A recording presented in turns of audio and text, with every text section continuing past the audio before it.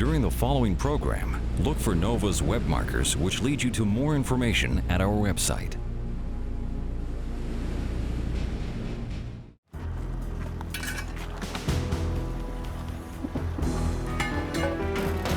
In the dark of night, a team of divers prepares for a dangerous expedition.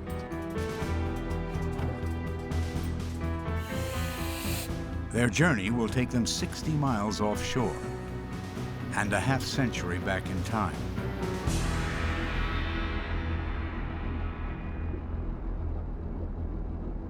During World War II, a German U-boat is stalking the coastline of New Jersey, hunting for American ships. Suddenly, an explosion rocks the boat. In an instant, thousands of gallons of freezing water flood in. She sinks to the bottom, taking her crew to a watery grave.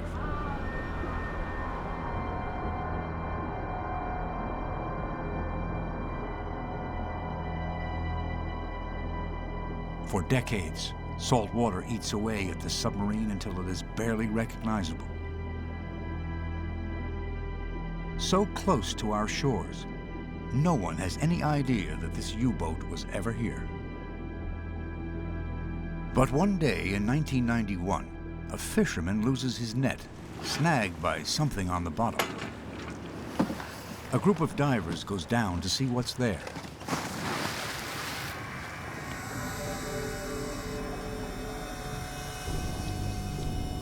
The first thing that I saw was a hatch opening, and I looked inside. I saw what was obviously a torpedo.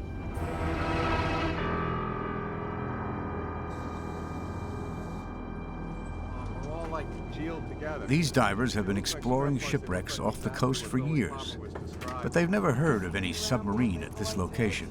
No, the boxes are all sealed. Not knowing how old the wreck is or what nationality, they report it to the U.S. Navy.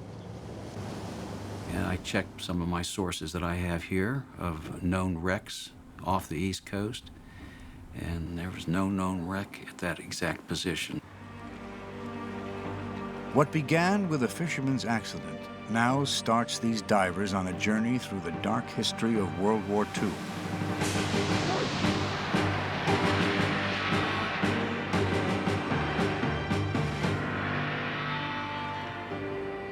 When they're through, part of the record of the 20th century's worst war will stand corrected.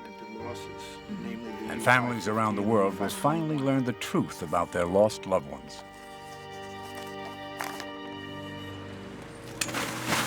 Their 6-year quest to solve this mystery begins with a startling discovery. On my second dive, I went down, penetrated inside the wreck, and I brought back 2 bowls. And on the back of the dish, as plain as day, was the eagle and swastika with the year 1942. That proved that the wreck was a German U-boat from World War II. It shouldn't be there. According to the war records, there isn't supposed to be a U-boat for 100 miles in either direction. And that's when the mystery really started.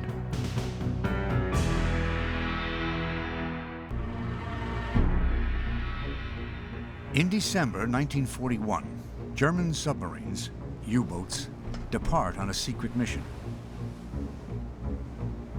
They cross the Atlantic undetected and take up positions a few miles off the East Coast. Their target is the United States. It was quite risky because we didn't know what anti-submarine warfare had to be expected. Horst von Schroeter is watch officer on U-123. We closed the shore within, say, 2 or 3 nautical miles. We smelled the forest ashore, and we saw the autos, the cars running on the shoreway. The German plan is codenamed Paukenschlag, or drumbeat. It calls for an all-out surprise attack on American merchant ships.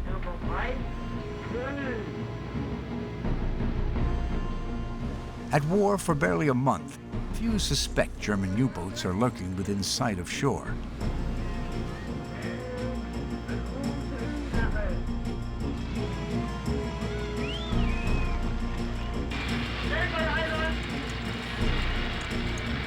The attack begins January 13th, 1942.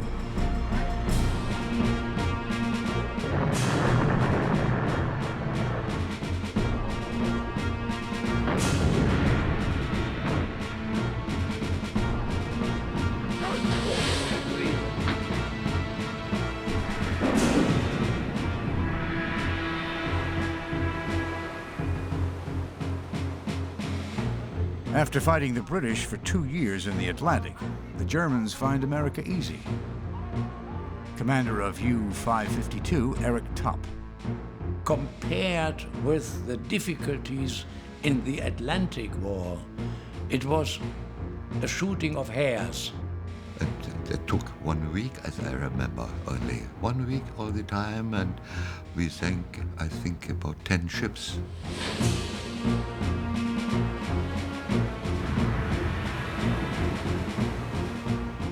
America is completely unprepared. And so we had a very easy game there.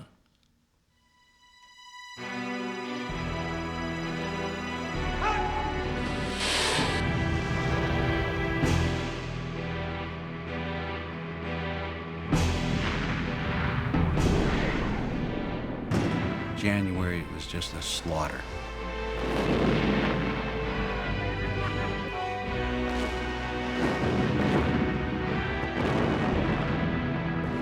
January is just the beginning.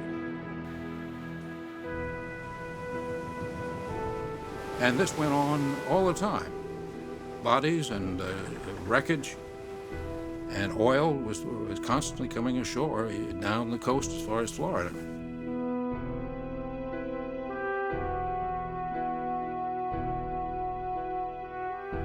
We were really afraid of them. We were scared, and because it was an unseen weapon.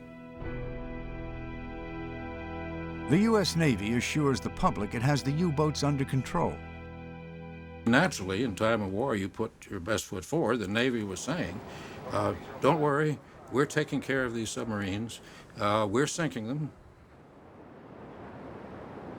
In actuality, we hadn't sunk a single one.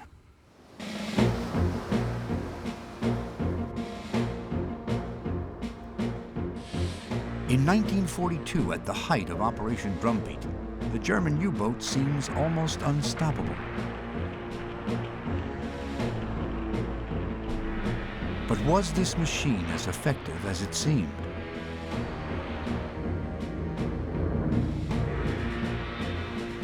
In a remarkable reversal, the hunters become the hunted.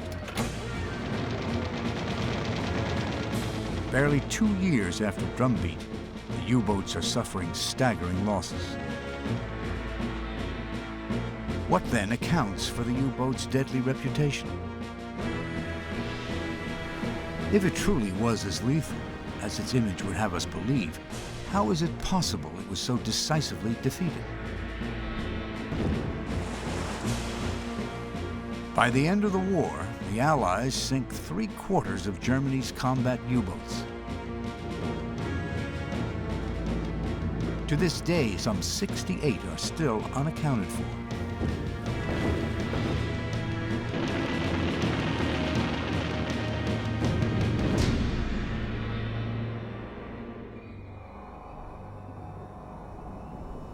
A mere 60 miles from New Jersey, this is one of the lost U-boats. But no one knows which one. First we went down, dropped our stage bottles. At that point, he went forward. I recovered some objects, but it's all fused together. Looks like they're spare gauge faces. They might have something written on them, so. For 6 years, the group of divers that discovered the wreck has been trying to learn which U-boat it is. The team leader is professional diver John Chatterton. John's partners are Richard Kohler, a businessman, and John Yerga, also a professional diver. There you go. Oh boy. going to see if we can find something here that's got an identifying mark on it. Even conglomerated. A U-boat number, a hull number, something like that? Yeah. Well, it's just You know what this is? Just like these. Yes, it's got commands. From the commander to the engineer, or from the engineer to the commander. After an attack where they've been heavily depth charged, this would be replacement parts for that. There you go, Patrick. Every summer, these divers come here and search for artifacts, hoping one will identify the wreck. Trying to base this on the U-870. During the winters, they read and study blueprints, learning details about U-boats that will guide their diving. That is going to be the determining factor. They do this work not for money, but out of stubborn curiosity. After 6 years, they still have no answer. We're not archaeologists, but you don't see archaeologists out here trying to do this work. What we're trying to do is identify the wreck. There's no treasure, there's no loot. The payment for us is solving the mystery. We just want to positively identify this wreck. And then basically our search will be over. You agree? The first day I dove on this wreck, I said, what is this thing doing here? How did it get here? What is it? And we're 6 years later, we're still trying to answer those questions. The questions are simple, but finding answers means overcoming enormous obstacles.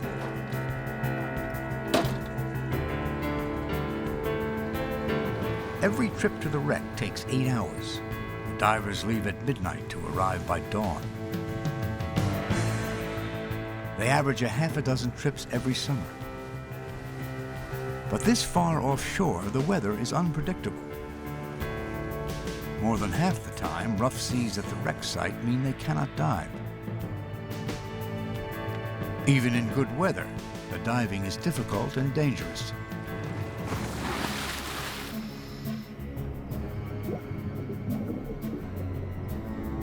The wreck is 230 feet down in cold, murky water.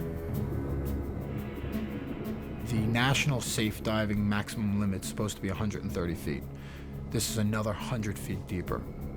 If anything goes wrong, you've got to fix it right then and there. Their bodies can only tolerate 2 dives a day and no more than 30 minutes on the bottom. At this depth, any mistake can be fatal.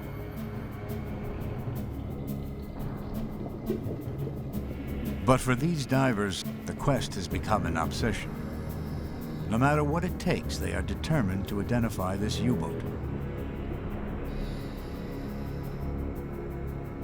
This wreck will not give up its secrets easily. After a half-century underwater, it now scarcely resembles a U-boat. But some of its original features, like this gun mount, can still be discerned. The port side rudder, one of 2 which steered the boat. A massive propeller, halfway buried in sand.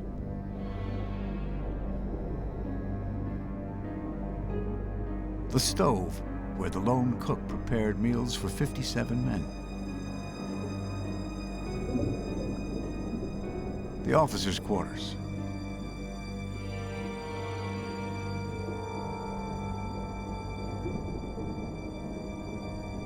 A rubber-soled shoe worn to minimize noise and escape detection.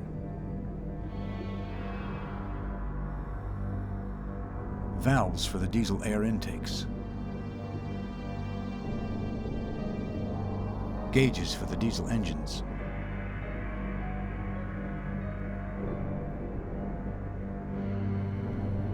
One of the torpedo tubes, probably still loaded. A torpedo.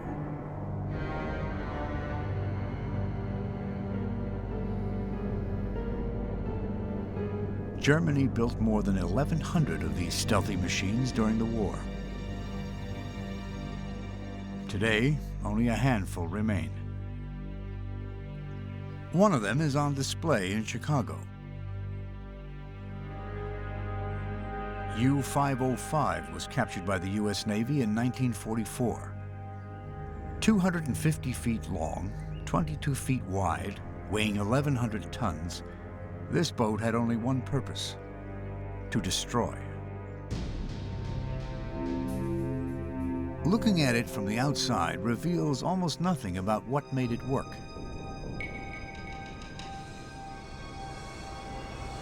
Inside, it is a claustrophobic tube crammed with weapons and machinery. Torpedoes. These half-ton underwater guided missiles were the U-boat's primary weapon. They were stored and launched from 2 torpedo rooms, one at each end of the boat.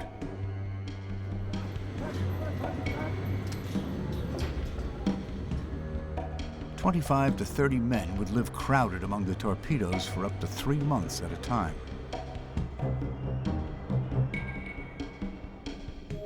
On the surface, 2 9-cylinder diesel engines drove the boat up to 18 knots, with a range of 11,000 miles. Underwater, electric motors took over, running off batteries located under the floor. But they had less than a quarter the power of the diesels. Submerged, the boat rarely went faster than 2 or 3 knots, with a range of barely 70 miles. Nor could it stay down long. 20 hours was about the limit before the batteries ran out and the crew starved for oxygen.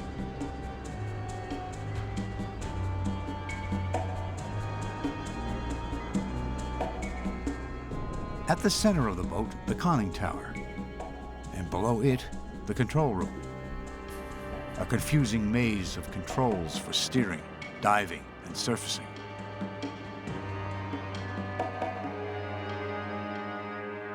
It took about 9 months to build a boat like U-505, and it cost roughly $500,000. Compared to any other warship, it was cheap and quick to make. But it was built to attack. Its only defense was to hide deep in the ocean.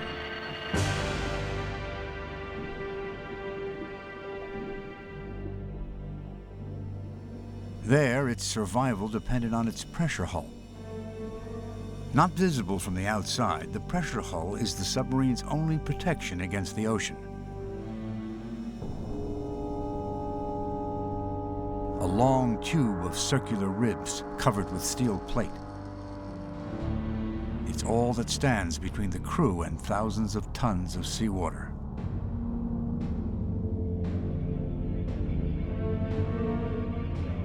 To destroy a submarine, it takes just one break in the pressure hull.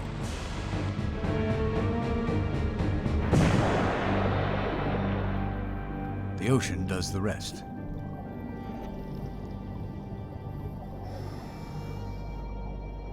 On the Mystery wreck, the nature of the damage holds clues as to how the boat met its end. It must have been cataclysmic. The top of the pressure hull reveals an enormous crack, a giant split in the 1-inch steel. This boat must have suffered a massive explosion.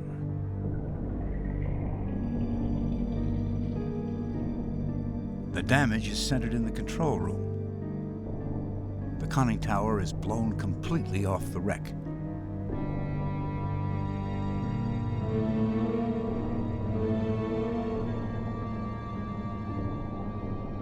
Whatever caused the explosion, with its pressure hull split wide open, the boat sinks like a stone, taking its crew to a death that cannot come fast enough.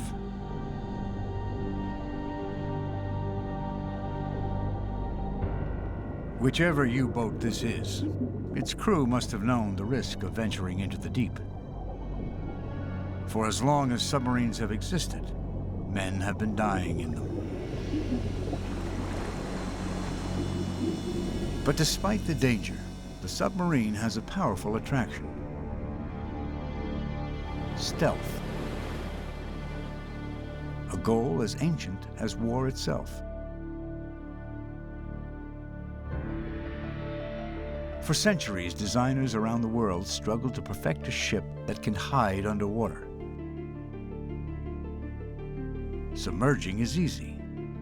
Early designs, like the one-man turtle used in the American Revolution, dive by flooding ballast tanks with seawater. To surface, this water is pumped out again. Today's modern submarines use the same method.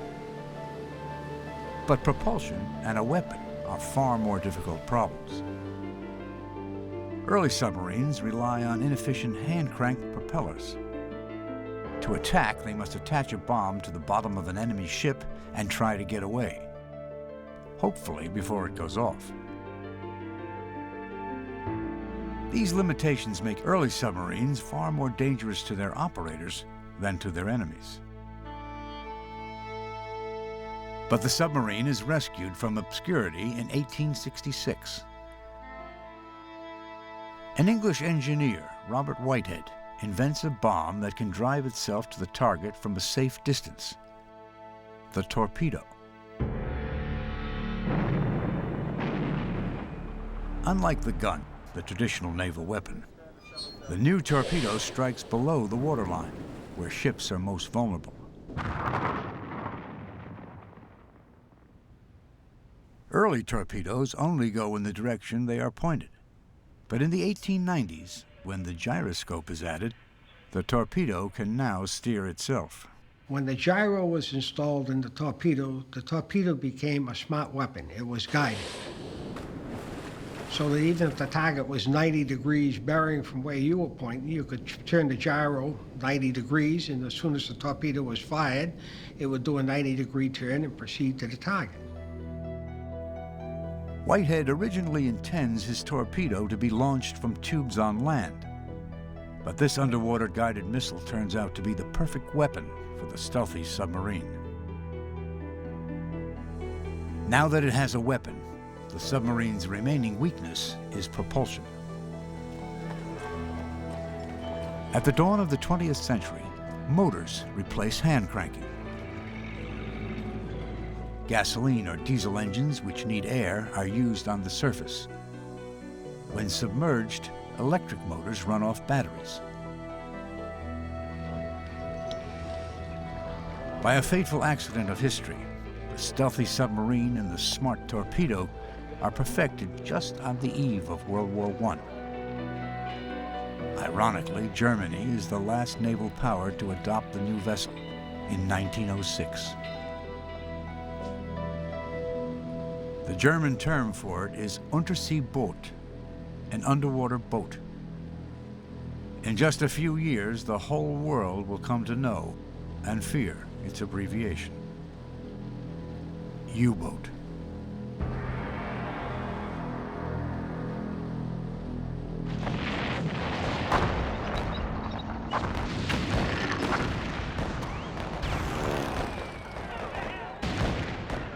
As World War I begins, the submarine is not expected to play a pivotal role.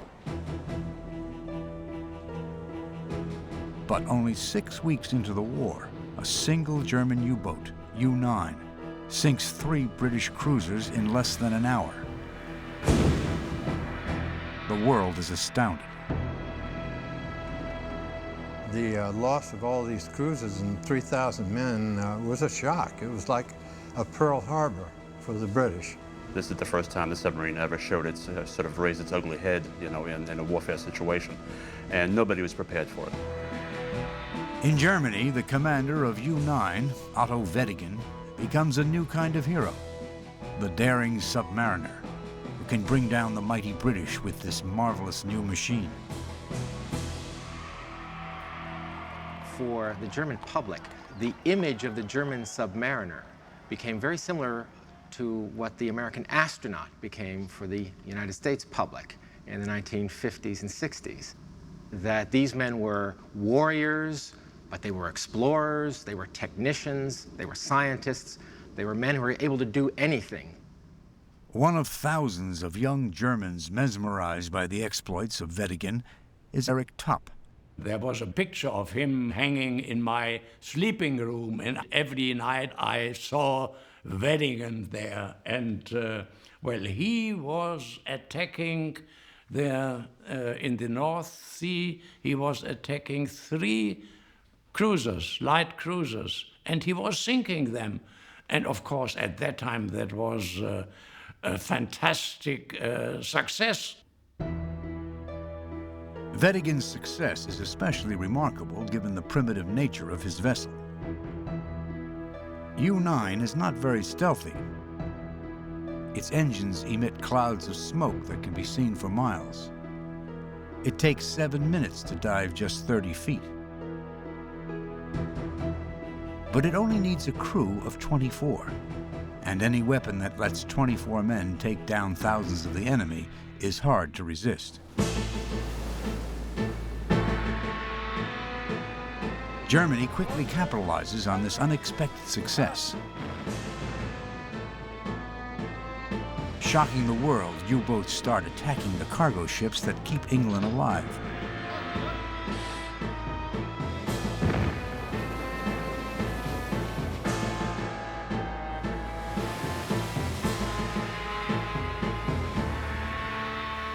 But shock turns to outrage when a U-boat sinks the passenger liner Lusitania in May 1915.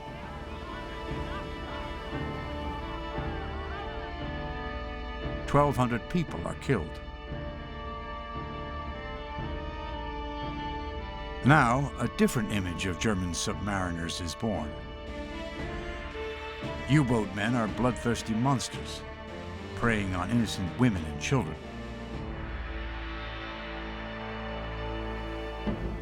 But despite the world's condemnation, the stealthy submarine is too effective not to use. There is nothing to stop it. In Britain and America, scientists rush to develop weapons for anti-submarine warfare, or ASW. The first new device that results is the depth charge, a bomb set off by water pressure. It explodes once it reaches a certain depth.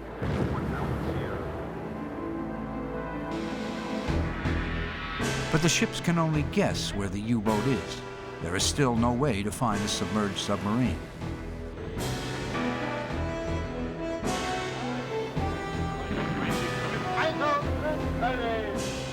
In April 1917, U-boats sink 1 out of every 4 ships that sails for England.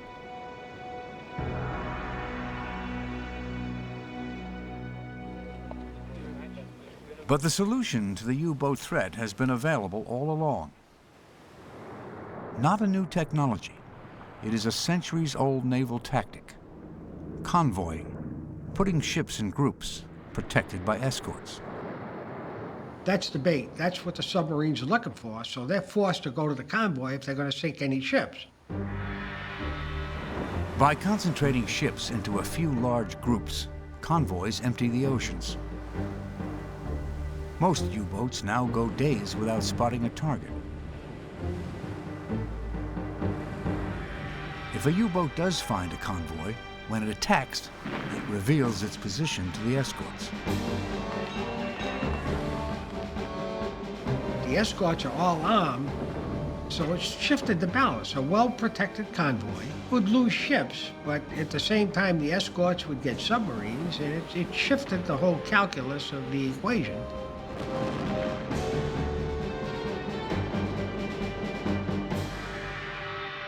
After 3 years of war, the British finally adopt the convoy system. It is a smashing success. In 1917, U-boats sink 3,000 ships. In 1918, only 134 ships are lost in convoys. In November 1918, Germany surrenders. The first submarine war in history is over. In only 4 years, this new weapon has sent over 5,000 ships to the bottom of the sea. And that was 1/4 of all of the ships that existed at that time. So this unproven experimental submarine of the turn of the century turned into a major maritime threat. When Germany surrenders, the Allies confiscate all her U-boats. But as the world celebrates peace, one U-boat captain is sitting in a British prison camp planning a response to the convoy. His name is Karl Dönitz, and he is already preparing for another submarine war.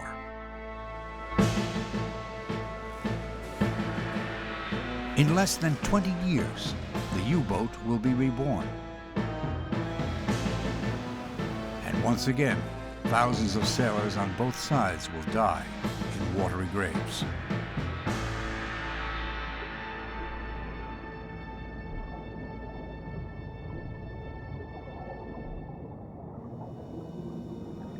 There are hundreds of U-boat wrecks lying on the ocean floor. 5 were sunk off the American coast, their positions recorded by the U.S. Navy.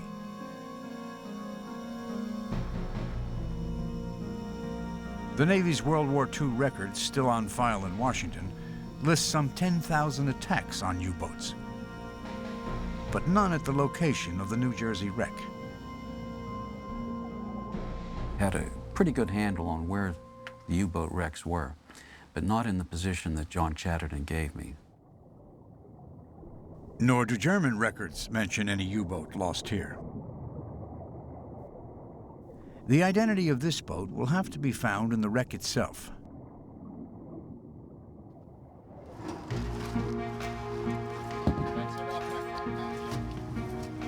The divers begin making regular trips to the U-boat. They start searching randomly for any object that might contain information. At first, they are confident, even overconfident. We'll come out here and we'll identify the wreck. How hard could it be?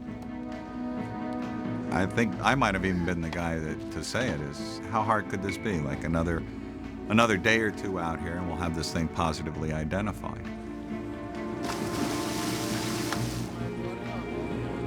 John handed me this underwater. I think he recovered it.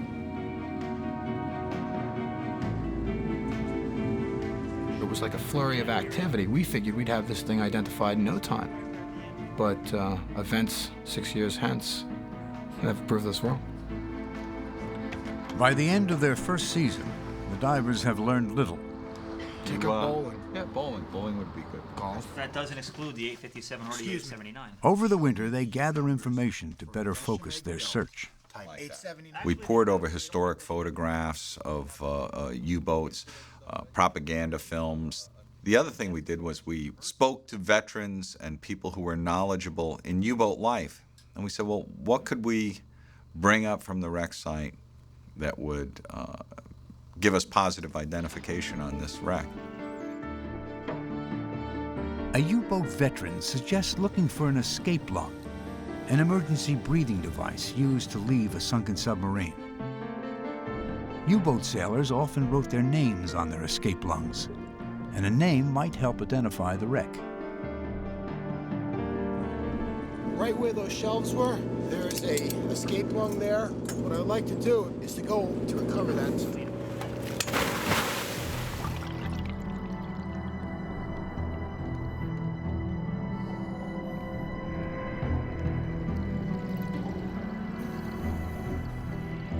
In dive after dive, they sift through the debris and locate several escape lungs.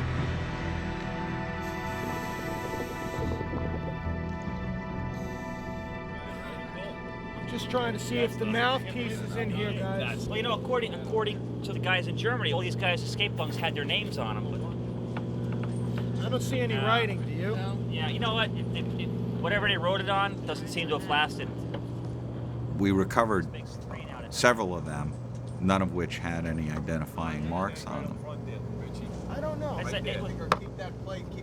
The escape lungs proved disappointing. By now, the divers have been through most of the wreck without result.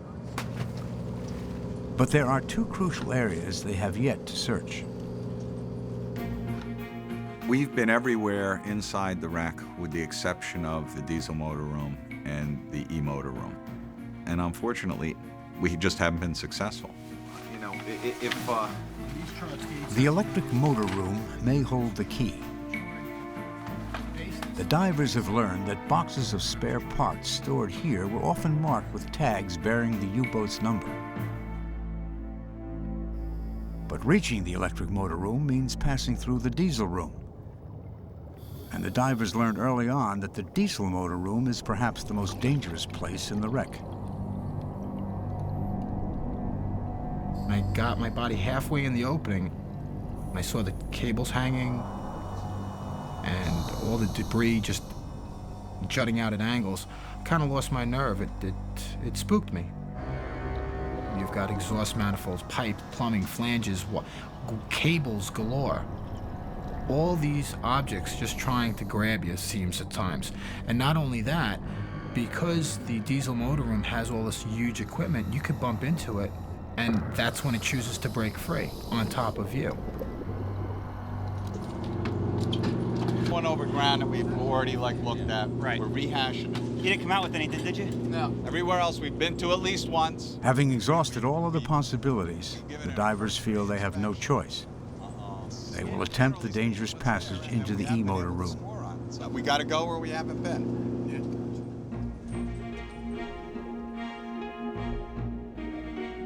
The plan is to enter the hatch, pass between the diesel motors, and continue into the electric motor room.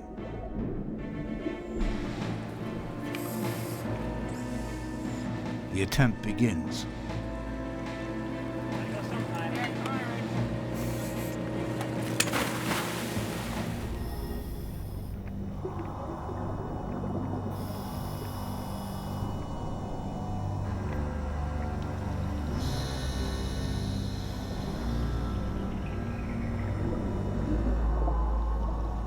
They pass through the hatch as planned. But as they approach the diesels, they discover their path is blocked. A large oil tank, normally bolted to the ceiling, has fallen. The space below the tank is too shallow to permit a diver to pass. Above, the gap between the tank and the pressure hull is also too small. Unable to continue past the tank, they abort the dive. A significant area of the wreck cannot be searched. It is a major setback.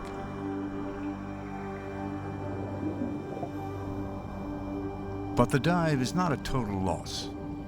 On his way out of the diesel motor room, John Chatterton notices a sheet of metal that seems to have writing on it. This sheet of aluminum is marked with a schematic diagram, but it's the small print in the lower corners that interests the divers. 9C, Deschemeg, Bremen. That told us that this U-boat is definitely a Type 9C-40 German U-boat built at the Deschemeg plant in Bremen, Germany. We know that it's a Deschemeg Bremen boat. That's our limiting factor. From there, we were able to say, okay, there's only like 25 boats of this type that were built at that plant. At last, the divers have a clue that narrows the field.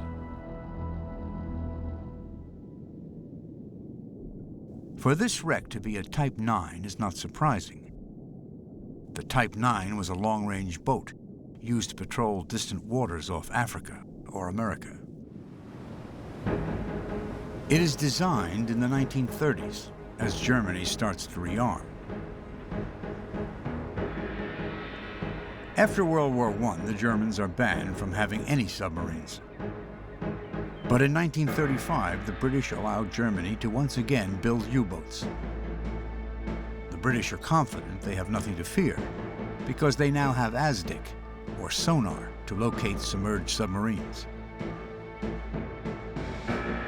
But Karl Dönitz, commander of Germany's new U-boat force, thinks ASDIC is overrated. It only works underwater, so he will use his U-boats in a way the British are not expecting. Dönitz wanted to use the boats more as surface torpedo vessels, vessels that could submerge and escape danger, but which would do most of their damage on the surface. To overcome convoys, Dönitz will use group attacks. Large numbers of U-boats will silently stalk convoys by day, then swarm in at night for the kill. Dönitz calls this the Wolf Pack. Like an antibody in the bloodstream destroying a virus, they will converge on a convoy. So what he needs are massive numbers of U-boats to accomplish that. But Hitler doesn't wait for the boats to be built.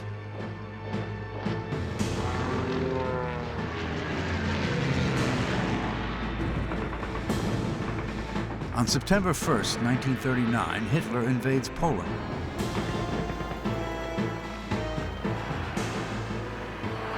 Two days later, England declares war on Germany. The German Navy has only 57 U-boats, a fraction of what Dönitz needs. Still, he has not forgotten the lesson of Wedekind in World War I, who showed the world the power of a single U-boat. Dönitz plans a daring mission. He will send Günther Prien in U-47 into the home port of the British fleet.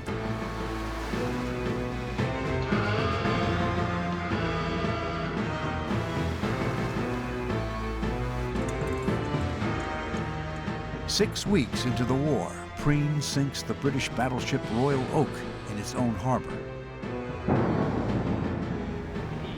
It is a stunning victory.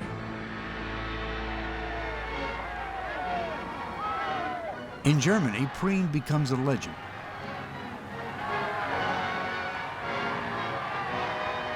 The greatest U-boat hero since Wedekind.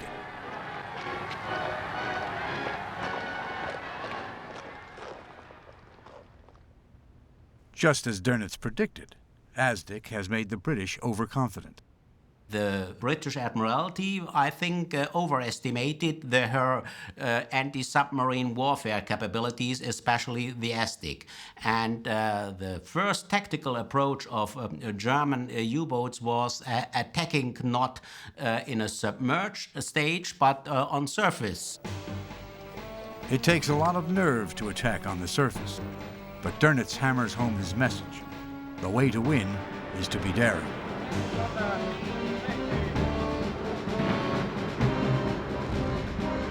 He's going to be the kind of leader who will constantly push his people to be as aggressive as possible, on the edge of being caught or being sunk, always on the brink of perhaps recklessness. But he believes that only that will bring the victory in the end. Well, you always have to take risk. That is clear. But it was a thin line. I had to be aware that I was responsible for my crew. On the other hand, my task was to sink ships. The U-boat men call this the happy time. A desperate Winston Churchill turns to America. The U.S. Navy begins escorting British convoys carrying vital supplies. 6 months before Pearl Harbor, America is fighting an undeclared war against the U-boats. One of those U-boats is commanded by Eric Topp. In the early morning of October 31st, 1941, he spots a target. A convoy. In my eyes, of course, a British convoy. He fires a torpedo at what he assumes to be a British destroyer. Then, after a certain time, I saw a big explosion like a volcano.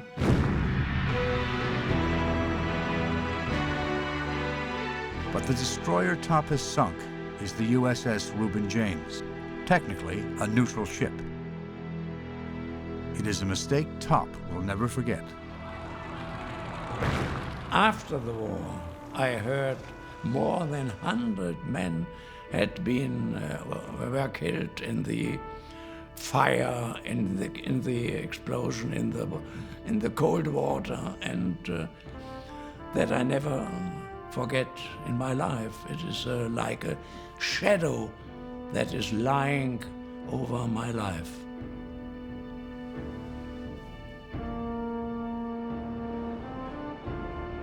Top's tragic error might have had grave political repercussions. But 5 weeks later, it doesn't matter. America enters the war anyway. Since Sunday, a state of war has existed between the United States and the Japanese Empire. 2 days after the Japanese attack Pearl Harbor, Hitler declares war on the U.S.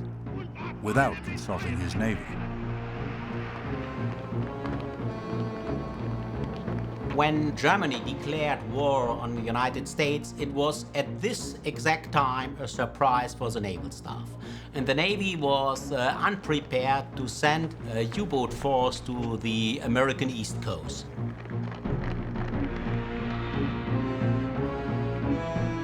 Dönitz has only 5 U-boats available, but he wants to attack as quickly as possible before the Americans have a chance to organize convoys.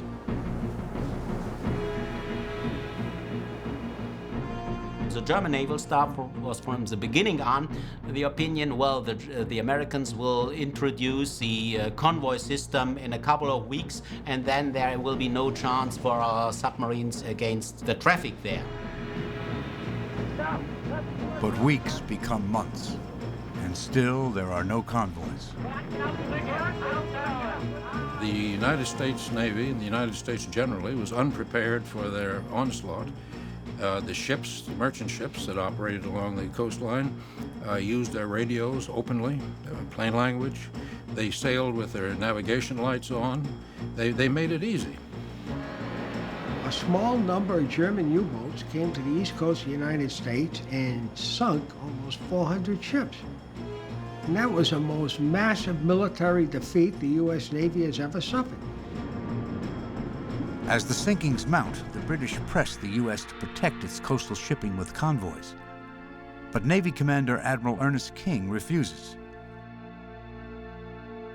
He held to the view that a convoy that was not well defended, was not well equipped, was worse than no convoy at all. With a 2-ocean war to fight and much of his fleet sunk at Pearl Harbor, King simply doesn't have enough escort ships. Admiral King was not a friend of the British, but neither was he a fool.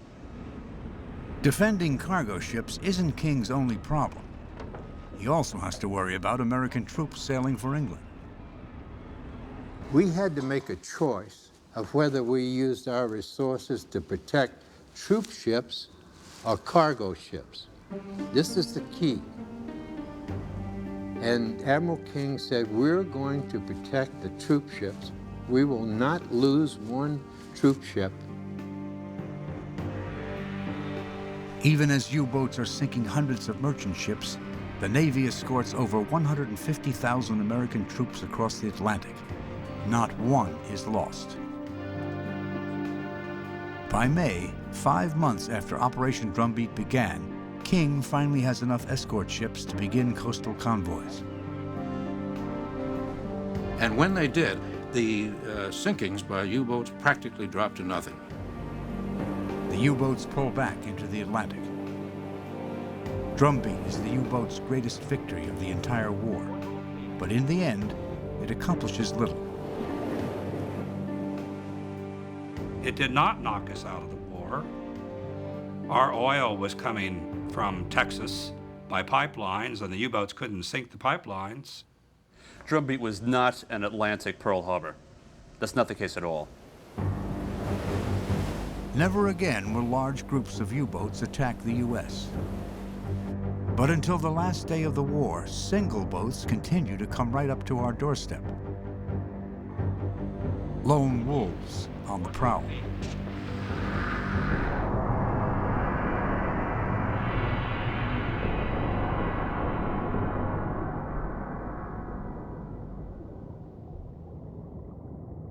757 German U-boats were sent to the bottom during World War II, the vast majority in waters far too deep to dive.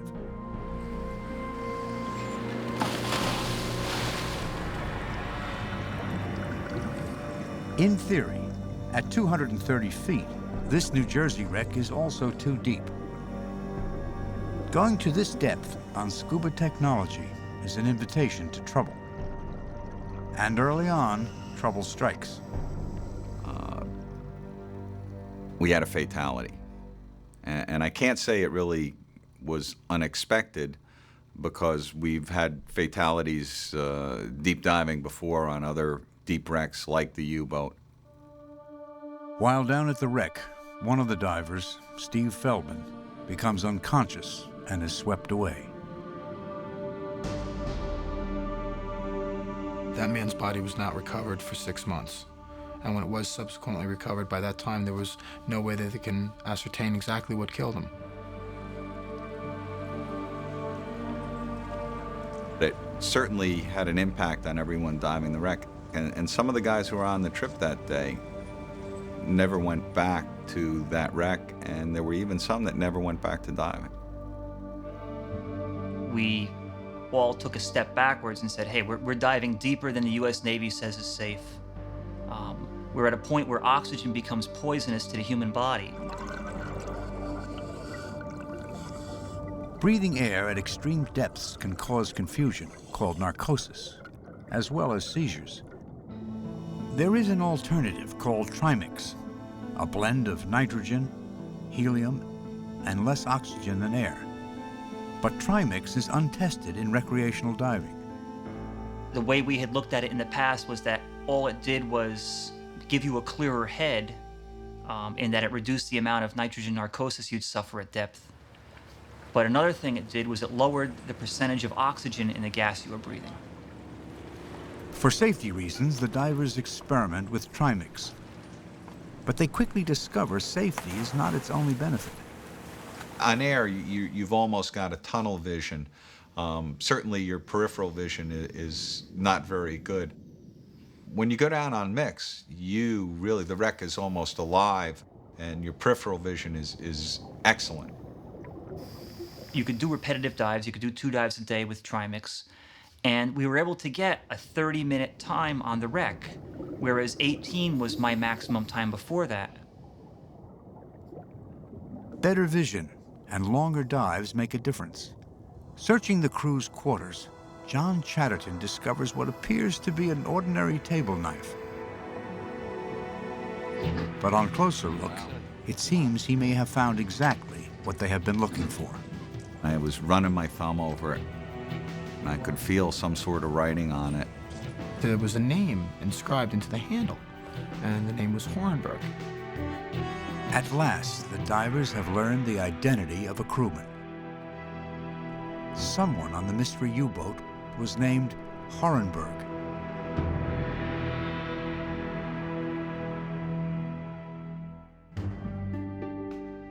Whoever Hornberg may have been, he was one of 45,000 men who served in U-boats. Allied propaganda portrayed them as fanatical Nazis, but this was more myth than reality. Membership in the Nazi Party was prohibited if you were on active duty. You had to yield your membership in any political party. Most were in their teens or early 20s and had started out full of romantic notions of adventure at sea. Not all were volunteers, but theirs was a service with a mystique. U-boat crews got the best treatment, the best food, the best pay, better promotion potential, and the image of an elite service developed within the minds of the German public and within the minds of those who served aboard German submarines. You know, when we came back, there was a big show in the harbor. Flowers and ladies welcoming us. And what the submariners did on board became present to the whole population in Germany. Da Darunter befanden sich etwa 200 Tanker mit fast 1,5 Millionen Bruttoregistertonnen. Newsreels made with actual combat footage were used to glorify the U-boats. But the newsreels never told the terrible truth about the odds of survival. Nearly 70% of the men who went to sea in U-boats died in them. Some 28,000 men shared the same fate as Horenberg.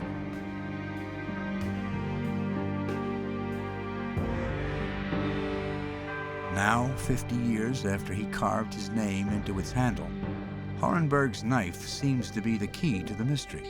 H-O-R-E. If the divers can learn who Horenberg was and which U-boat he was on, they may have identified the wreck. Brad Sheard was standing next to me and he slapped me on the back and he said, that's it. You've identified the wreck. All you have to do is find Horenberg.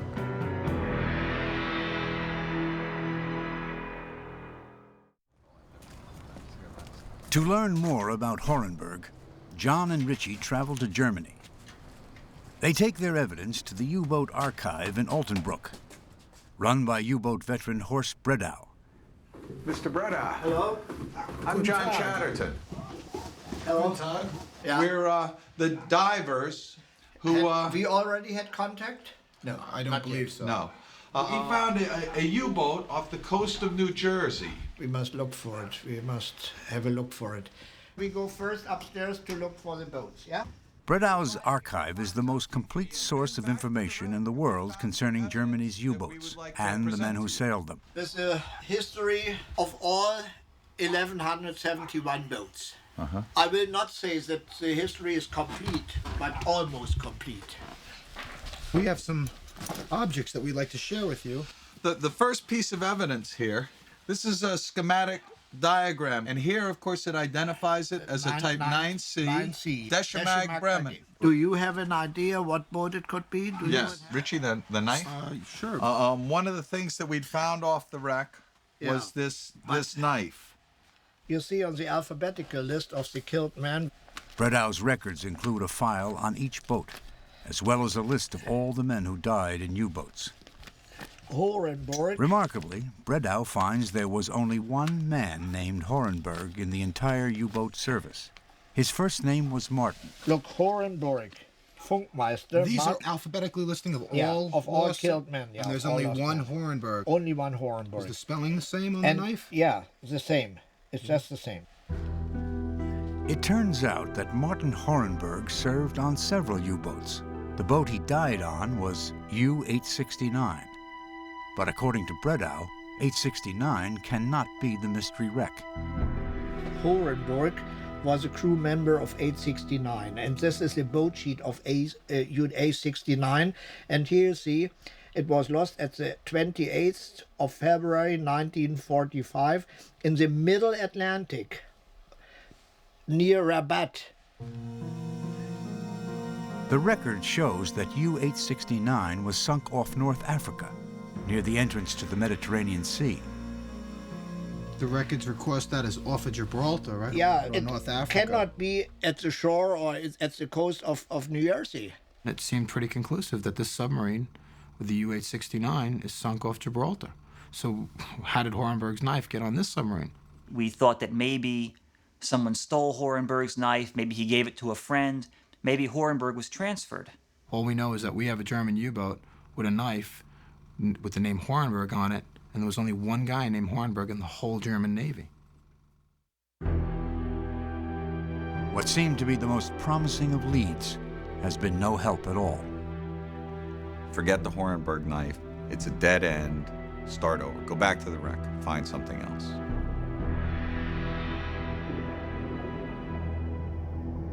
The more the divers learn about this wreck, the more enigmatic it becomes. Aside from its identity, one of the most puzzling questions is how it met its end. To find out more about what might have sunk the U-boat, John Chatterton shows a videotape of the damage to U.S. Navy underwater demolition experts. And they looked at the damage to the wreck and they concluded that it didn't appear to them as though the damage was from depth charges. According to the Navy, depth charges would not cause damage this severe. They suggest the boat was sunk by something more powerful than a depth charge, perhaps a torpedo. But whose torpedo? The records show the Allies never attacked a U-boat at this location. The divers are left to wonder if this boat was sunk by its own torpedo.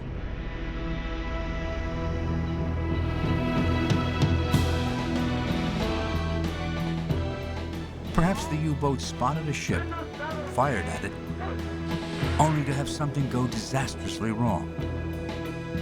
If a steering motor struck or a gyro tumbled or anything else, a natural hydrodynamic trajectory for the weapon is to go into a circle.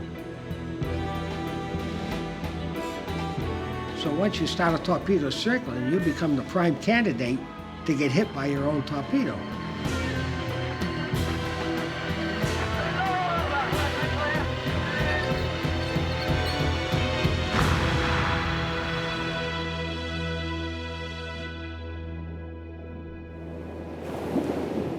If a U-boat crew suspected their own torpedo was circling back, their only hope for escape would be an emergency dive. It begins with the order, alarm.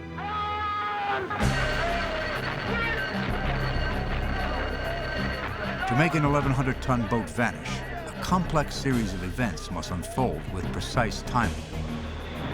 In the diesel motor room, the crew shuts off the diesels and closes the air intakes. Now the electric motors take over. The commander gives the order, Fluten, flood the tanks. Valves are open, letting seawater into ballast tanks. Men who are not on duty run forward. Their weight helps point the boat down. The emergency dive is the most critical test a U-boat crew can face. Seconds mean life or death. From the order alarm, it took 30 seconds to disappear from the surface, and another 30 seconds to be on a depth of 60 meters. But that was only possible with a well-trained crew, of course. And 30 seconds can be a long time in war.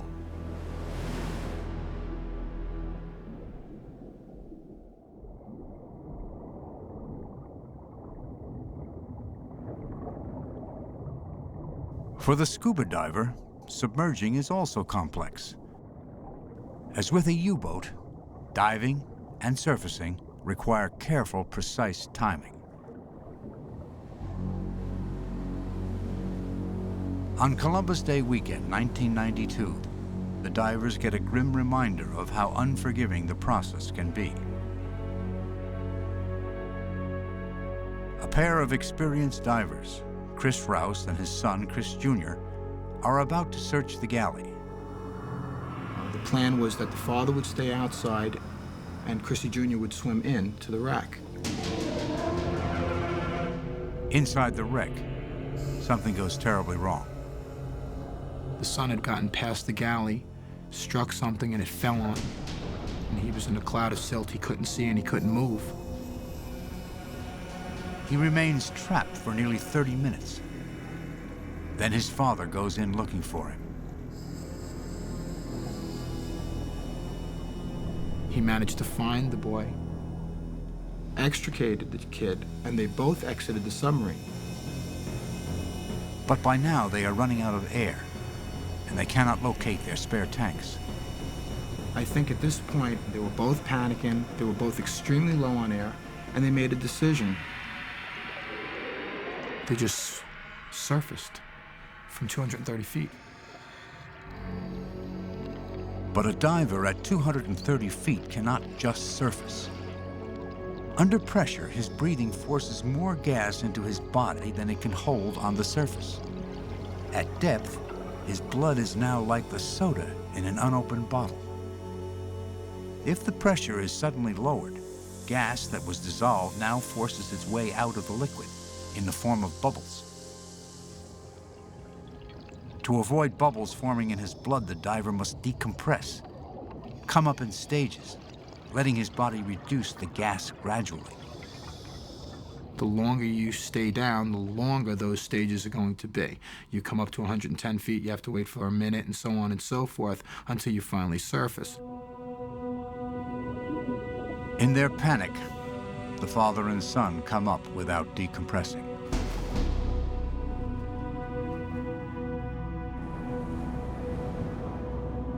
Their bodies are still saturated with inert gas. No longer under pressure, this gas begins bubbling out of their blood. The son could not use his legs, and we literally had to drag him up the ladder. The father died at the back of the boat, but the last thing he did was tell us to take his son on board first. Called the Coast Guard. They flew a helicopter out. We cut our anchor lines and started heading back in towards shore to meet the helicopter.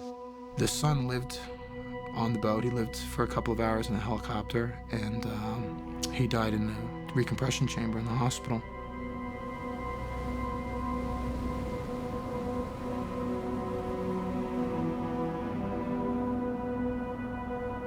Three divers have now died on the U-boat. John Yerga is starting to wonder if the risk of continuing is simply too great. When the father and son team died, I looked at those two guys and said, I don't know that I belong here. If these guys, knowing as much as they did, died diving this wreck, what am I doing going to these depths and making these kind of dives? The following week, John and Richie go back to the wreck to shoot video and analyze what went wrong. It was a very somber dive. To see their equipment strewn about the wreck with their name on it. They were good divers. And every dive I've made ever since then, that's in the back of my mind.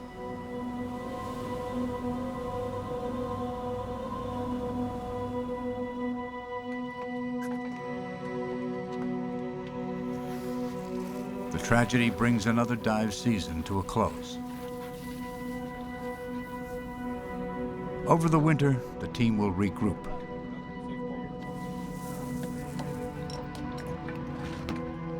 It's not that we didn't think about that incident very seriously, but I don't think there was ever any consideration that maybe we should stop.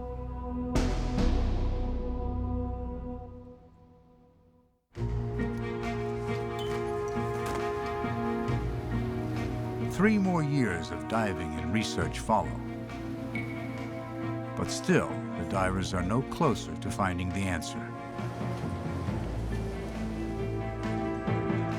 Each has his own reason for continuing. For Richie, it is a sense of responsibility to the families of the lost crew. It's not a personal challenge, it's more that I think I'm doing the right thing. I think that if we drop the ball on this and stop, it'll just stay the way it had been for 50 years. No one knew it was there, and not really anybody cared. But for John Chatterton, it is the challenge of solving the mystery, finishing what he has begun. I've corresponded with U-boat men, historians, authors. Nobody can tell me what boat this is. I don't want to give up, and the only other option is to carry it through to its conclusion. Now, in the spring of 1997, John Chatterton comes up with a daring plan to get into the electric motor room where there may be boxes of spare parts that can identify the U-boat. John will remove all his tanks of gas except one. Pushing this single tank in front of him, he will squeeze his body through the narrow space above the oil tank. Once past the obstruction, he'll put his tank back on and proceed into the E-motor room. To Richie, it seems foolish. It's not worth it to me. I'm not going to do that. It's too dangerous. I have kids. I don't think that it's a safe thing to do. We have to figure out a way to get in there. Yeah, there's the potential for somebody getting hurt, for pushing a little too hard. I'm not 100% sure I can make it, but there's also experience and skill and ability, and I rely on that. And then up and over the top of that. Tomorrow morning, John Chatterton, with thousands of hours underwater, will make the most dangerous dive of his life.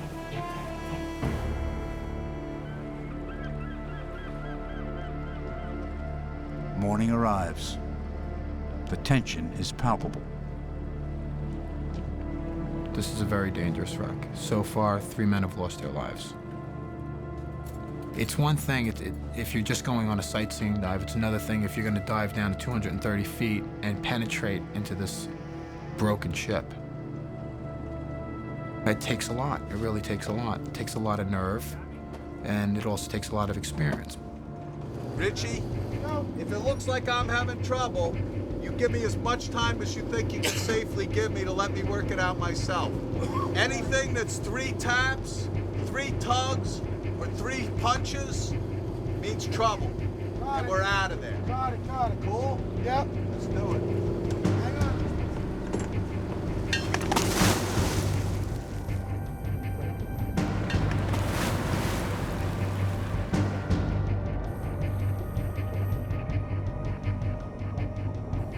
If John's plan works, he will soon enter a place unseen and untouched since the day the U-boat sank.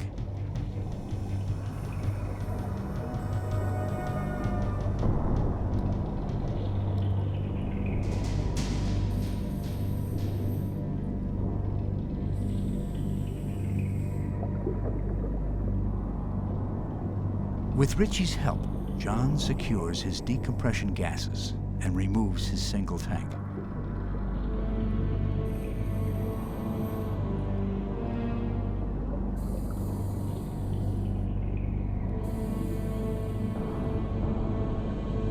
With only 20 minutes of gas, John swims through the hatch into the diesel room.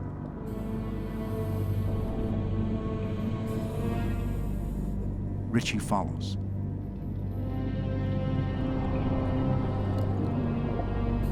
John squeezes over the collapsed oil tank.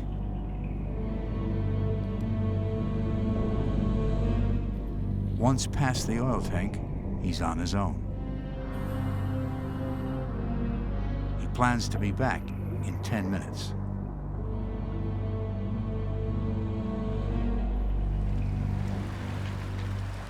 John and Richie won't reappear on the surface for over an hour. As the minutes pass, the team can only wonder what's happening below.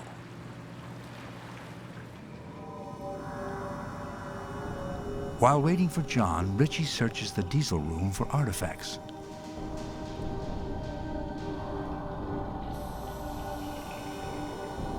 It's been 10 minutes.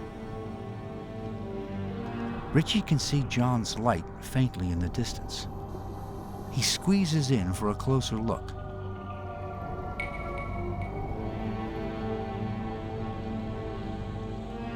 Something isn't right.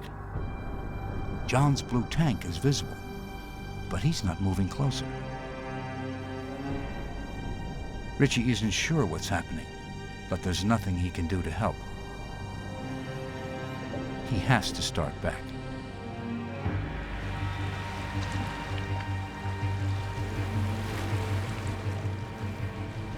The divers on deck know John is running late, but they don't know why.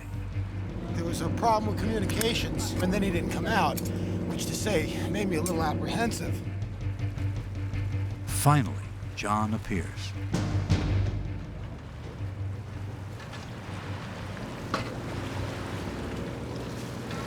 How you doing, John? Yeah. I've done better.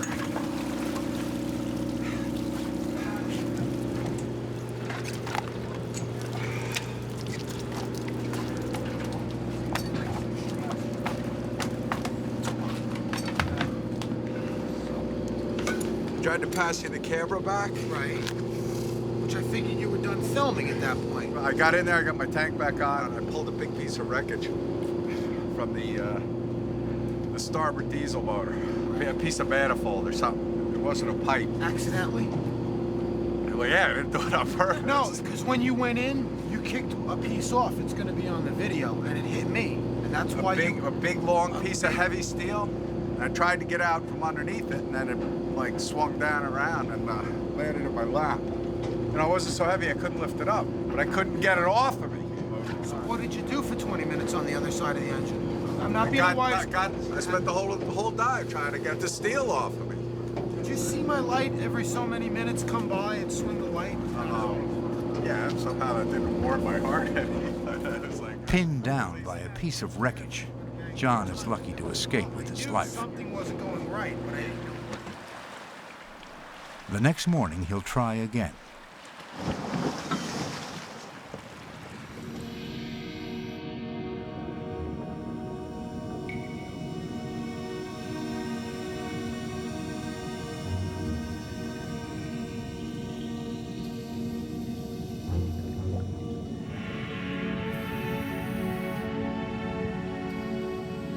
With John past the obstruction, Richie hands him the camera.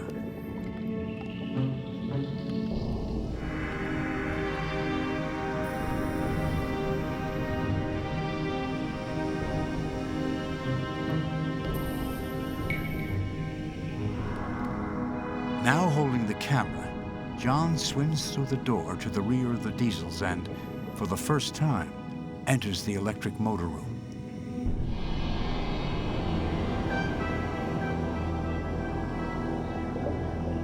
On the right, controls for the electric motor.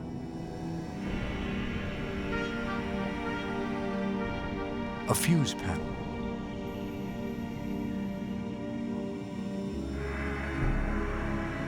Spare parts boxes. If John can break them loose without causing debris to collapse, one of these may finally identify the wreck.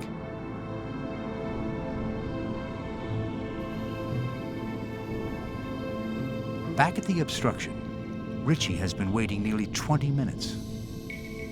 The memory of yesterday's near disaster fresh in his mind.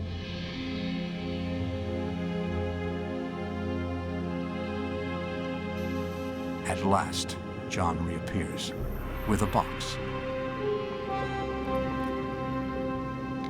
He hands it to Richie.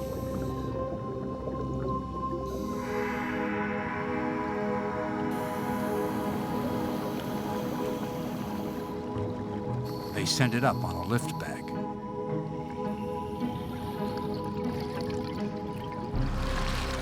The bag make it up, Jack? Bag's up. All right. It went right according to plan. John went in. I stayed on top of the obstruction. It seemed like forever. And all of a sudden, he came back. I see his light flickering in the distance. He just hands me this big green bag. And it's so heavy that I had to kind of like lump myself out of the wreck. I got the one box out, handed it to Richie. Yeah. I went in for the second box. I couldn't break it free. Then I went to go out. Did the bag come up? Yeah. Well, we got one box out. There's a bunch more down there. I wanted to get as many shots at this as I can, but we'll take a look and see what we got. Tag 117. 117. That's not a U-boat number, though. No. Got a hand on here. Oh, well, wait a minute, right here. Right here. What does it say? U-869. All right! That's it. All right. Interestingly enough, I think it took us longer to identify this wreck than it did to actually fight the war. So, absolutely, positively, this is the U-869. We've got the schematic diagram showing that it's a Type 9C 40. Knife. We've got the Horenberg knife, which places Martin Horenberg on their ship. We've got the tag here that says U-869, which was, historically speaking, the ship that Horenberg was on, but the U-869 is listed as being sunk off Africa. And this rules it out. It's definitely, beyond any shadow of a doubt, the 869. The page of history that has the 869 sunk off the coast of Gibraltar has got to be rewritten. After 6 years and 3 deaths, the divers have finally identified the mystery wreck, U-869.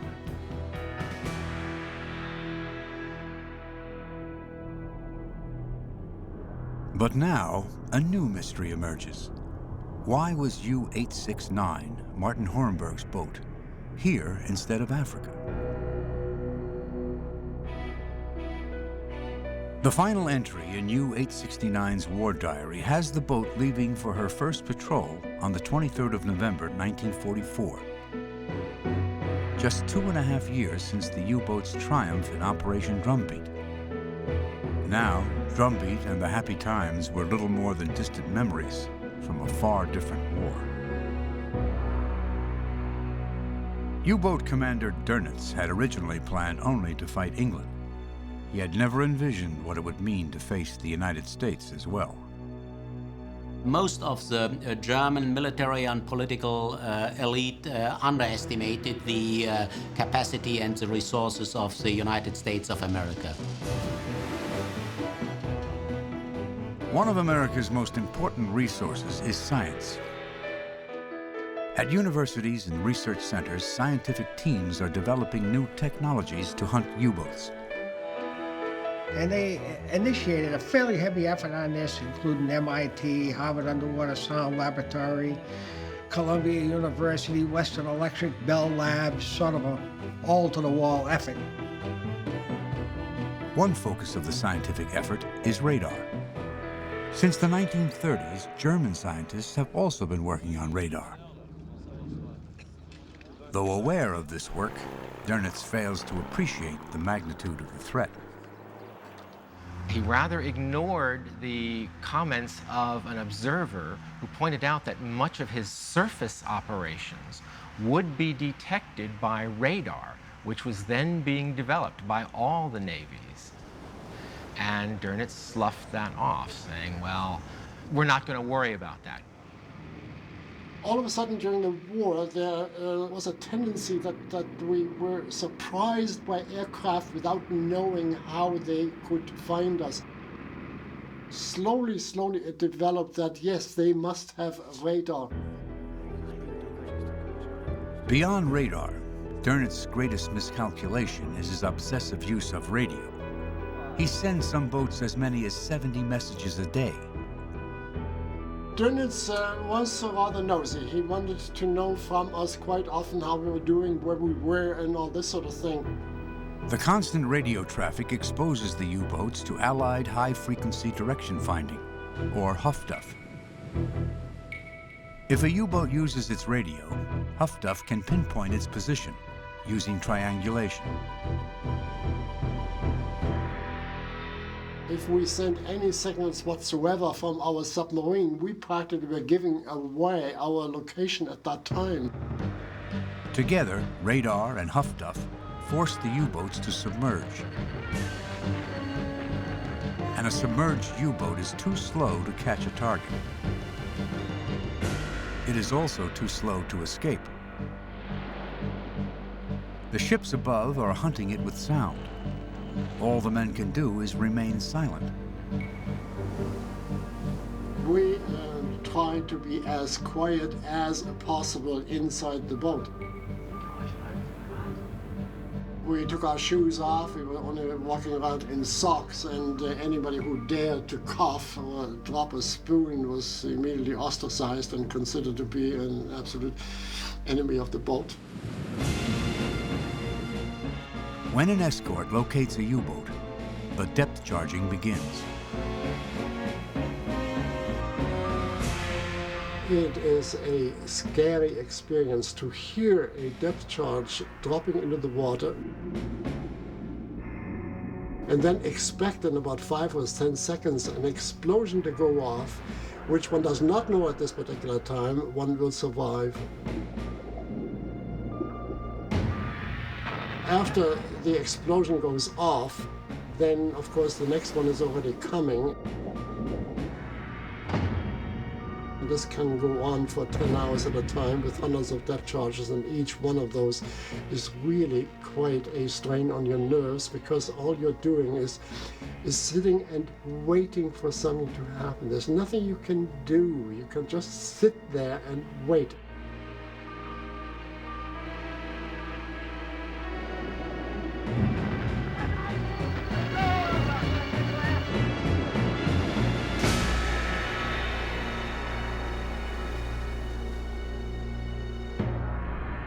Slowly but inexorably, the Allies are gaining the upper hand. The turning point comes in a single month the U-boat men will forever remember as Black May. May 43, when in 1 month 41 submarines were destroyed. The hunters of the early years had become the hunted of the latter years. The happy times had changed to what we called the saure Gurkenzeit or sour pickle time. We didn't have any fun out there anymore. In the autumn of 1943, a crisis in morale began to develop within the U-boat service, simply because there was the obvious recognition that they were outmatched by the Allies. It became very questionable. Why do we go out there? When our flotilla chief could say to us when we left, never mind sinking ships, just come back, please. Coming back is getting harder and harder to do. Aircraft now patrol the entire ocean. The only way to avoid them is to remain constantly submerged. But that is impossible. A U-boat of that period, as earlier in the war, had to spend at least 4 hours on the surface every 24 hours in order to recharge its battery. By late 1943, the omnipresence of Allied aircraft had eliminated all safe areas in the ocean. Even at night or in a dense fog, an airplane with radar can detect a U-boat on the surface.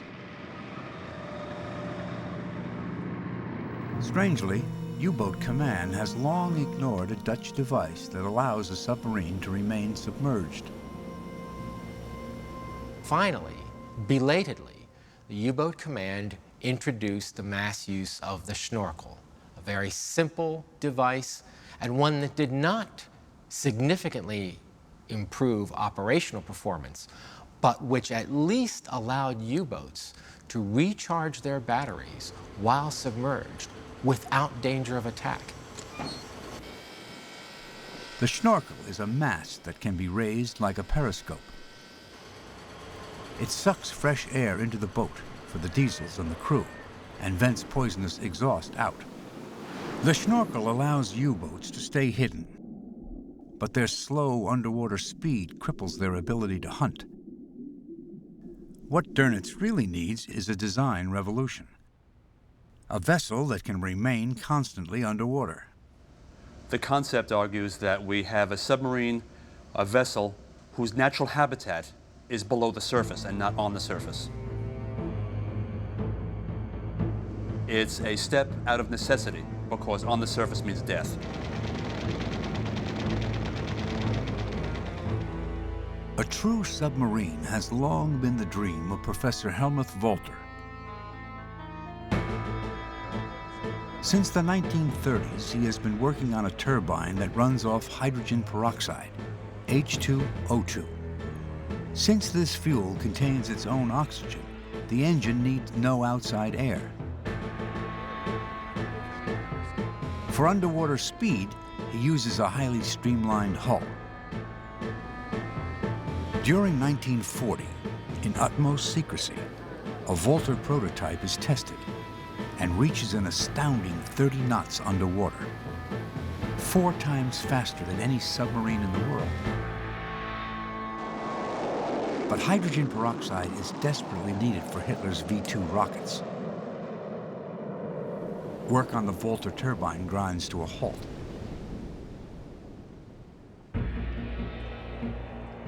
But Walter's use of streamlining becomes the inspiration for a new U-boat that will revolutionize submarine war, the Type 21. On the surface, it uses ordinary diesel engines, but its electric motors have 5 times more power than a conventional U-boat. With its massive banks of batteries, the Type 21 is actually faster underwater than it is on the surface. Gone are the deck guns. platforms and railings. The Type 21 is not intended to fight on the surface. In the long history of the submarine, this is the first true underwater craft. They could replenish their air through the snorkel, they could recharge their batteries, and doing 17 knots submerged was absolutely unheard of. The US Navy and the Royal Navy had no way to respond to it. This is what gave ASW officers and surface ships nightmares. But the Type 21s aren't ready until the last week of the war. I had one of these Type 21 submarines, and I was the second boat that went out 1st of May 1945. So it was too late. The Type 21 U-boat will redefine the future of the submarine. But it has no effect on the outcome of the war for which it was designed.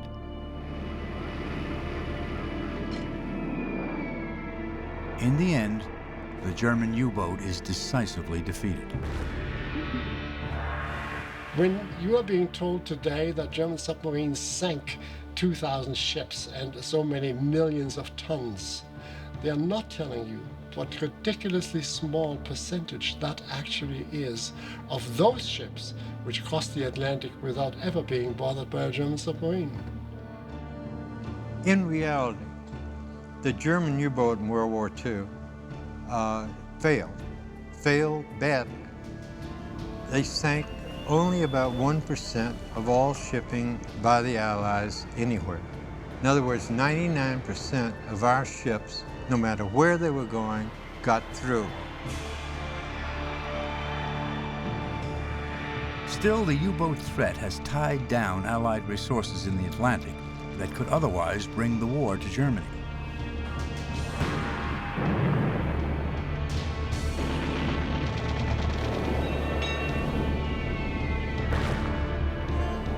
Hitler always said the U-boats are my first line of defense.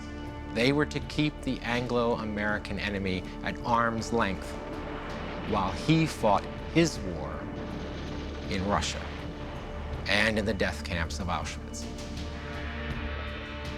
To satisfy Hitler, the U-boat crews are deliberately sacrificed. In the closing months of the war, the life expectancy of a U-boat man is barely 60 days. Yet Dönitz keeps sending them out.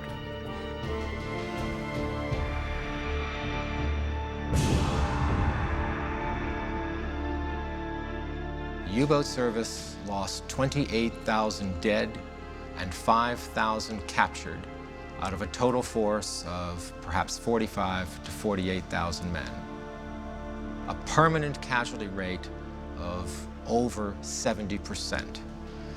No branch of an armed forces has ever sustained those kind of losses and kept functioning. In spite of the fact that of 10 submarines leaving port, perhaps 2 were expected to come back and 8 were not, when we left, we were absolutely sure we were going to be one of the 2 which would come home. This, of course, is a totally irrational approach to the problem, but it helped us go out time and time again.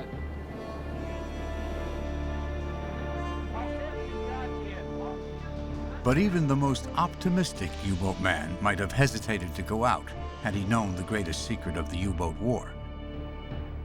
The Allies have broken the German code. By decoding Dönitz's radio messages, they know where each U-boat is headed even before it gets there.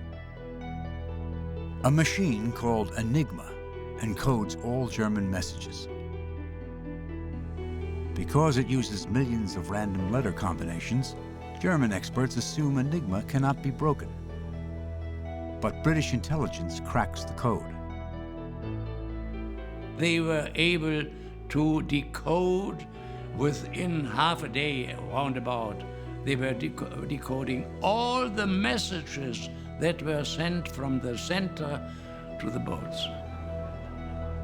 Some U-boat commanders suspect the Allies are reading their messages, but they cannot convince Dönitz. We had always the meaning that something must be happened in this field. But Dönitz and his experts said, impossible.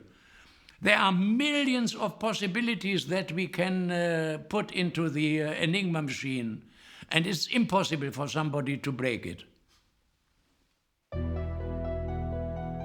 The Allied code breaking, called Ultra, is one of the greatest secrets of World War II. At the time, Ultra enabled ASW forces to track and hunt down individual U-boats. Today, Ultra can help Nova piece together the story of U-869's last patrol. Radio is central to the story, and so is Martin Horenberg.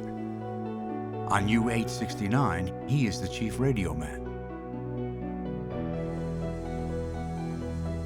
The story begins on the 23rd of November, 1944. After 11 months of training, U-869 is ready to go.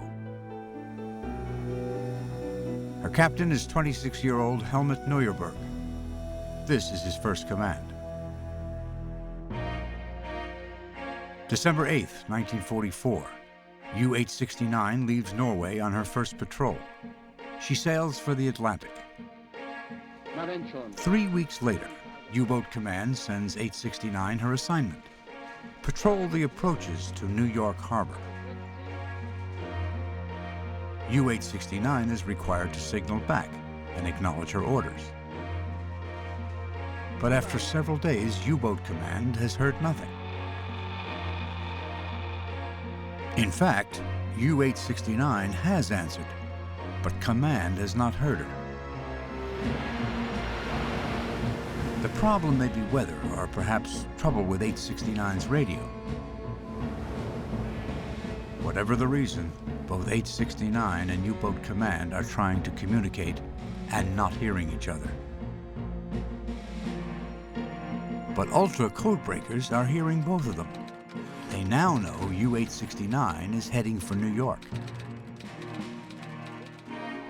Meanwhile, U-Boat Command has grown concerned that U-869 may be low on fuel. They change her orders to someplace closer, Gibraltar. U-boat headquarters wrongly assumed that she had used up a great deal of fuel. So they said, okay, she'll never be able to get to America with the fuel she has and get back. U-Boat Command is now expecting 869 to arrive off Gibraltar by February 1st. But she never acknowledges her new orders. The codebreakers wonder if perhaps U-869 missed the signal and is continuing to her original assignment off New York. Throughout February, the Allied codebreakers remain confused. Is U-869 patrolling off Gibraltar or New York?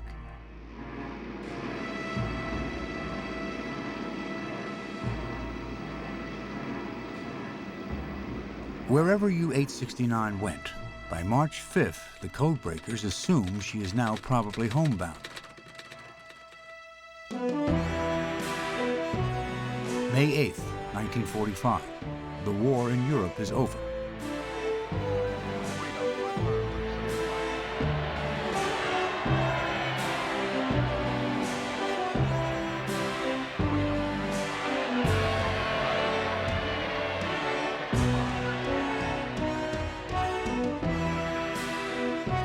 Germany signs the surrender.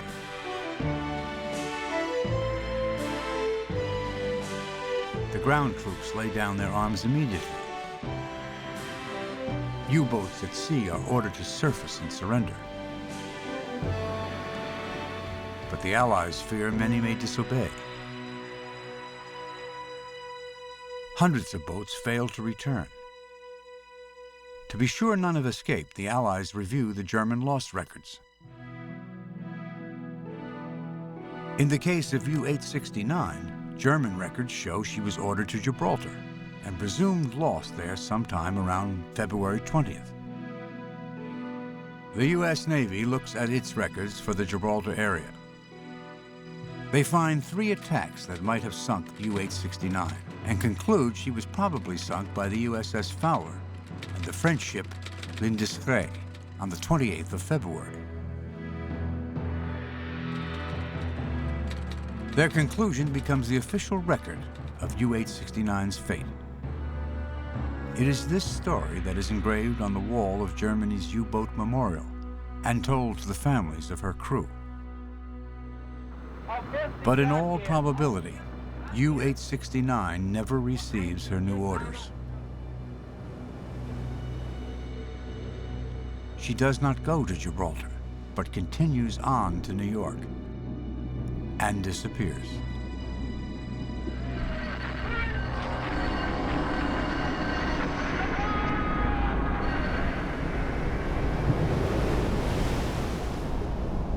Until half a century later, the divers uncover her story.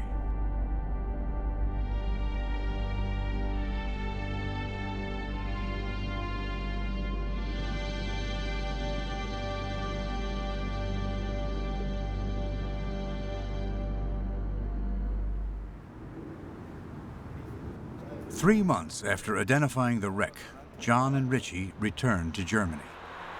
Again, they visit Horst Bredau's U-boat archive, this time to correct the official record of U-869. When I came here to see you last, we had the Horenberg knife. That is the problem. Because Horenberg, I will show We've you. done some research on this. Yeah, but look, Horenberg. Bredau is not easily convinced. He has a hard time believing his records are wrong. He was killed on U-869. That's the U-boat that we've been working on. On U-869, and now I'll show you. U-869 has not been in the area you found this boat. If you go back and you research the original documents, that is it what I don't you believe might come here. to that same conclusion. But I don't believe it. It's not. I cannot believe it. It is impossible because we exactly know the position where it was lost. Herr Bredau, what we did was at great difficulty, we've been able to get inside the wreck and recover an object that hopefully would have the U-boat's number. Now, as you can see, it's deteriorating terribly. But on the face here was two tags. One tag was mounted there with that number on it, and Richie's cleaned up the other tag. And as you can see, sir, it says U-869. This came from New Jersey coast. Somehow, an error was made, and the U-869 operated off the coast of New Jersey, That's right. where she ultimately died. If this is original, I would say you are real right. We have photographic evidence of the recovery. This is original, yeah? Yes, sir. That shows real that it must have been U-869. Yeah? This is a beweis. A proof, a real proof. Now I believe you are right. Fantastic. I believe you are right. Well, thank you. It took us 6 years, but 6 years for one boat. Yes, sir. I took 50 years for 1,171 boats. Do you understand my problem? Well, yes, sir. You have a better average than I do. Yeah, but you should be my cooperator. Well, thank you very much. It's real true. Yeah. Thank you. She's come home. Yeah. Thank you very much. You're very welcome. Yeah. Sir. Thank you for these words. Thank you. Thank you. Coming home, yeah.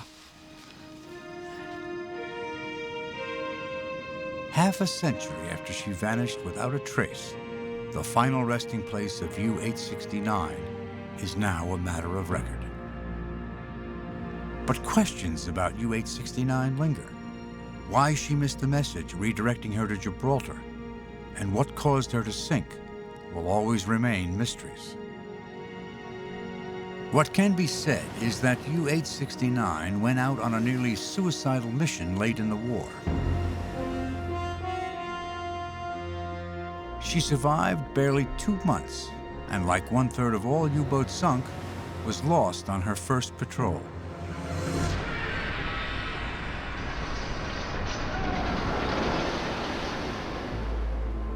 Radio man Martin Horenberg had been in U-boats since the war began.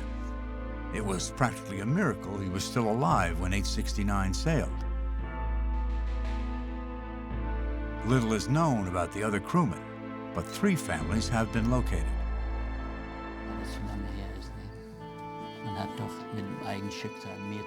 Willy Rochbrock was a machinist on U-869. His brother, Johann, was put to work at the Deschemag shipyard when he was 14.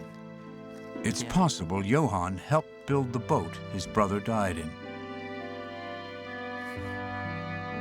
Helmut Neuerberg, captain of U-869, left behind a 3-year-old son, Jürgen. Today, Jürgen is a doctor in Hamburg. Before his father left, he wrote Jürgen a farewell letter. Soon, Papi must go with his U-boat in the sea, and we all hope that we will see us again in peaceful times. That's the last I see of my father. Seaman Otto Bretius would have had his 20th birthday in February 1945, right around the time that 869 sank. Today, Otto's sister lives in Maryland, a few hours from the New Jersey coast. Her name is Barbara Bowling. All she's ever known about her brother's death is that he was lost in a U-boat off Gibraltar. Richie Kohler has gotten her address from sources in Germany. Now he's come to tell Barbara what the divers discovered about her brother's boat.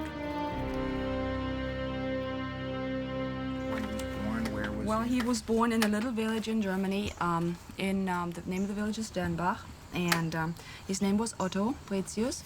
He was very skilled. He was very good with his hands. So I don't know whether they picked him because of his background, of his schooling he had. Otto was picked for the U-boats when he is barely 17.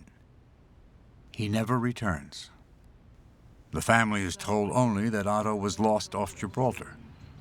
That is what Barbara still believes. They were declared missing, but my dad needed to know more. So he wrote them, and this is basically the letter coming back saying that the U-boat U-869 was running low with fuel, and it was declared missing the 20th of February 45. And then it says, I had hoped that I would have had better, news for you about this. So I guess my dad always hoped, he wanted to know, I found an unknown German U-boat off the coast of New Jersey. And me and my partners were diving, and one day we went out and we accidentally stumbled on this U-boat. So we tried for the next few years to recover items from the wreck, and we found a knife, and on the knife's handle was a name, and the name was Hornberg. And I wrote to the VOST organization in Berlin, and I requested information about this. Well, they gave us a U number based upon that, but they said it can't possibly be that U-boat because that U-boat was not ordered to New Jersey. Don't tell me it's that one. Don't tell me that was Otto's U-boat. We positively identified the U-boat last year by bringing out tags out of the engine room that say U-869. And I came here because I wanted to tell you that I found your brother's boat. And I'm positively... I'm sorry. That's all right. I mean, all these years we had thought, my father, he believed, he was there, and now he made it to the coast of New Jersey. Yes. Unbelievable. 60 miles offshore. But basically nobody, they all perished. They all perished. It's my theory, and I have backing from many naval experts, that the explosion which sank this U-boat was most likely self-inflicted. The torpedo failed and came back in a circle, and they sank. I have brought for you my report on the U-869, which documents everything that we've done for the last 7 years. And on the cover is a drawing of what that's how it was. That's how you found it. That's exactly how we found it. It's just mind-boggling. He made it all the way over to here, over to America. I'm just totally stunned. Yeah, he's close. He's actually close. That's all I can say. He's close to us. And that's a good feeling.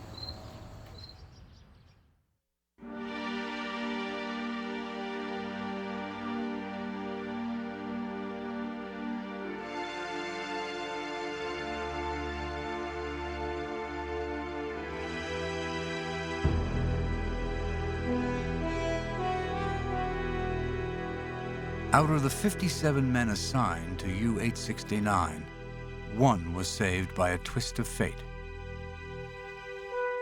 Just before the boat left, Herbert Gashevsky was hospitalized with pneumonia and missed her departure. Like the families of 869's crew, he always believed his boat was lost off Africa, until he saw this program. Ich habe es nicht glauben können. I couldn't believe it. Ich habe es überhaupt I nicht just fassen couldn't können, believe glauben it. können. Ich habe 55 Jahre daran geglaubt, dass es For 55 years, I thought the boat was off Casablanca, off Morocco. ja, durch diesen Knowing it's in a different location doesn't really change anything. But since I saw this film, I have been very moved. I feel all stirred up inside. I have nightmares. It's all come back to me. The war, all we went through, all we had to endure for no reason. Ich denke an verschiedene, die besonders mir nahe. I think of the ones I was close to. Radioman Hornburg, Leo Platt. They were all close to me.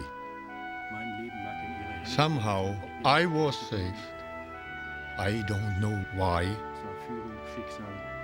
It was fate, destiny. I don't know.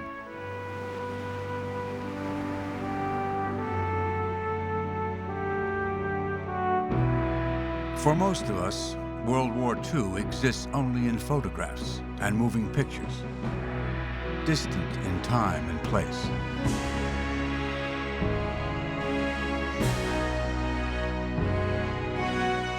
But the cost of the war is still being paid today by survivors, by relatives of those who lost their lives, by those who were only children at the time, and by some who were not even born when the storm was raging.